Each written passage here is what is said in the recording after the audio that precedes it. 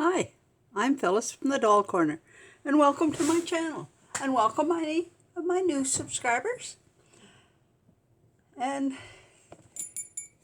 subscribe, touch the bell to be notified when my next video comes out. Anyway, today I want to show you what I've been working on. I did this little quilt up because I've been working on a large quilt, and didn't want to struggle quilting it by my sewing machine. So I thought I would make little circles, and I have a stitch on my machine that makes this little circle and ends it off, and then you can go on to the next one, just like this. You want a stitch that ends back stitches, so you can cut it off and it won't work its way out. And this is another one on my machine that would work, a little star. And there's a lot of, you just have to play around to see which one works best on your sandwich or your quilt. So I just, about every 2 inches I went down, hit a row straight down, and then I guess I went around, sewed around here, and then meandered this and did my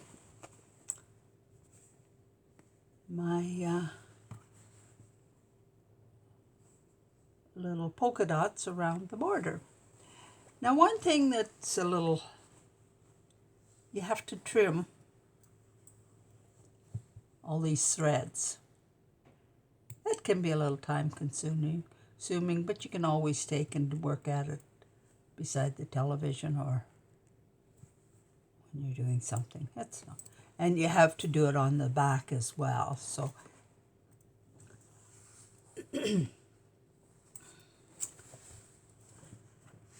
so it works out pretty good, I thought. So then I went at my large quilt. My large quilt, I do it in 2 sections.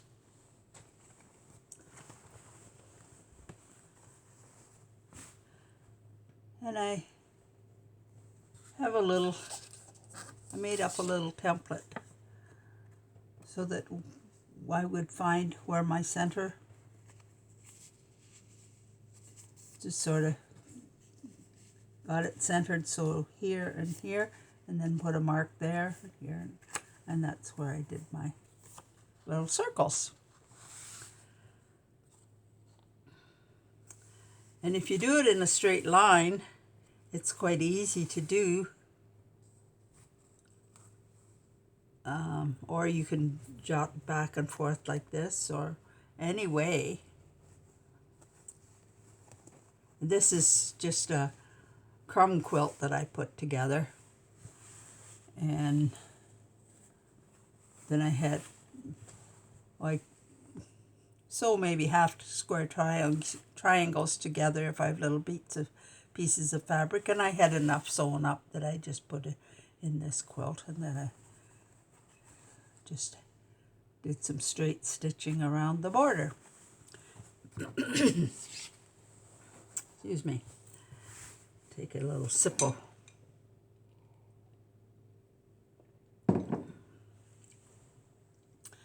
And this is what the back looks like. You can see where I went around the blocks, and then the center.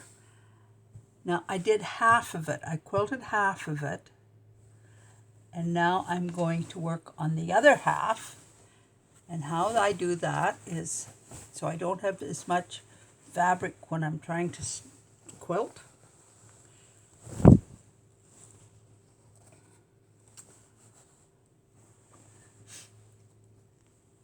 So you see I have it quilted to here. And I quilted it with just the backing came to here. Now I'm adding the second piece of backing on here,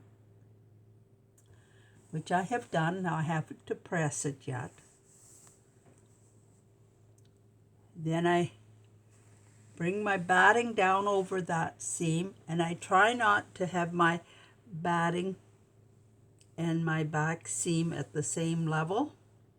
So I will join the next section of batting down here by just butting it up and zigzagging it across.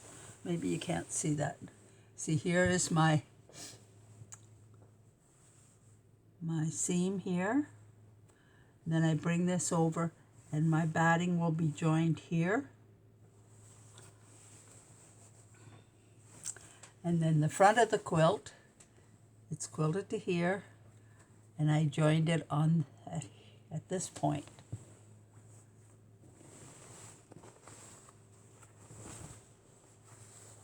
You can see it's quilted here, and this is where I joined it along here. And then it'll be held, I will baste it, the 3 layers together, and then I will just go ahead and do my little polka dots on it.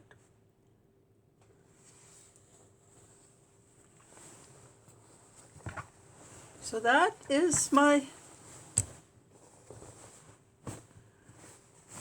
way I've been doing it. It's been kind of fun.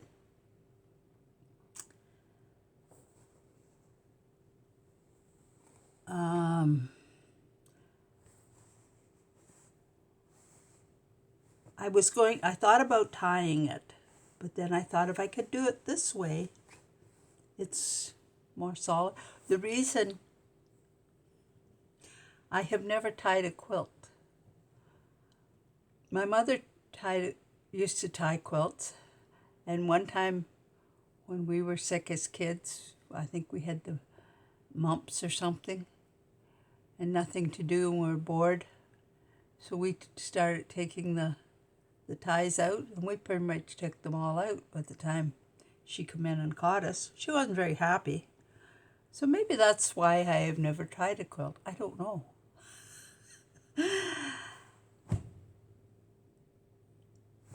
Things we remember from our childhood. Thanks for watching. Please give me a thumbs up. Subscribe. Touch the bell. Give me a thumbs up. Leave me a comment. Tell me how I'm doing. And thanks for watching. Bye now.